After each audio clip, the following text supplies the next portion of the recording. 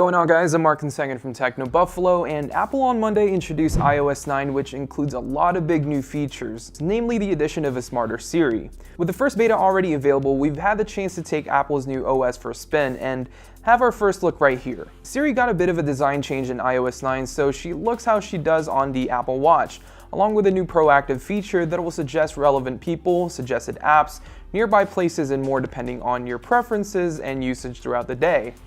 The new, more proactive Siri is contextually aware and can offer you more information than ever.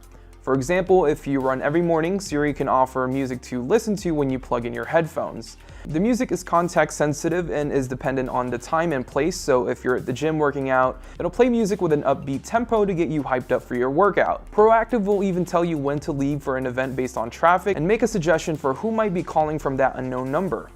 With iOS 9, there's also a brand new search window when swiping to the left of the home screen, which offers commonly used apps, contacts, one-tap links to nearby locations, and breaking news. You'll also see what's in the news based on your location, so you're always up to date with what's happening in your community. Not only that, but Siri now powers a more intelligent search. In the new search bar, you can search for sports scores and weather, and she'll also provide stocks, calculations, and conversions, and search deep within your apps.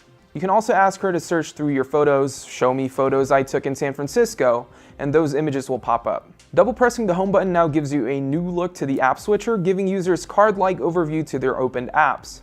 It doesn't appear to offer much more, at least functionality, compared to the current app switcher in iOS 8, but it does look pretty and seems to be a much smoother experience compared to the current methods of card. The Notes app also got major improvements with brand new formatting options, photos, checklist options, and drawing and sketching tools. The updated Notes app is also much richer than before, allowing users to add images, links with previews, and map directions, all without ruining the style format. It makes the Note application a much more powerful experience and something you might actually want to use. Maps finally got transit directions in select cities around the world.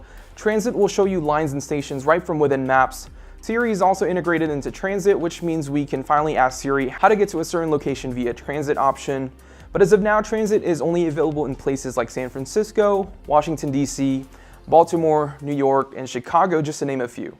But it's great that it's finally here, and it was a long time coming. Searching for nearby locations is also much easier in Apple Maps, giving you a variety of options to choose from food, drinks, shopping, and more. Apple also announced a brand new Flipboard-like app called News, which takes content from sources like ESPN, Wired, and the New York Times, presents them with rich typography and really nice imagery.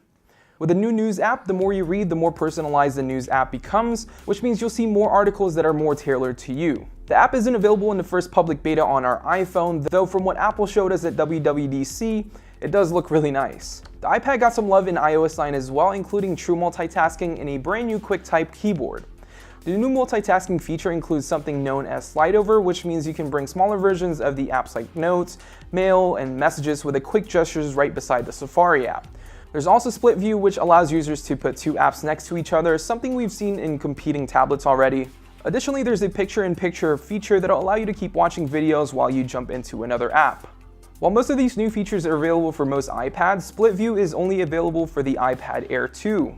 Apple also decided to ditch the name Passbook and replace it with Wallet, which makes more sense since Apple added store credit and debit cards alongside your other cards. And security has been ramped up in iOS with the introduction of a 6-digit passcode. The passcode you use on your Touch ID enabled iPhone and iPad will now have 6 digits instead of 4. If you use Touch ID, it's a change you'll hardly notice, but it's now much harder to crack your device with 1 million possible combinations.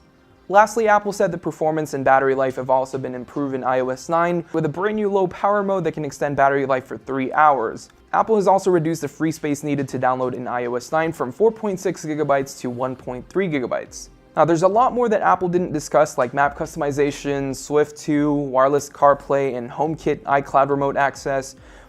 This is just the first beta of iOS 9, so there could be changes in future updates, from UI changes to feature changes. But if you guys are interested in trying out the iOS 9 beta, Apple is launching a public beta of iOS 9, which will start in July and will be available for everyone else around fall.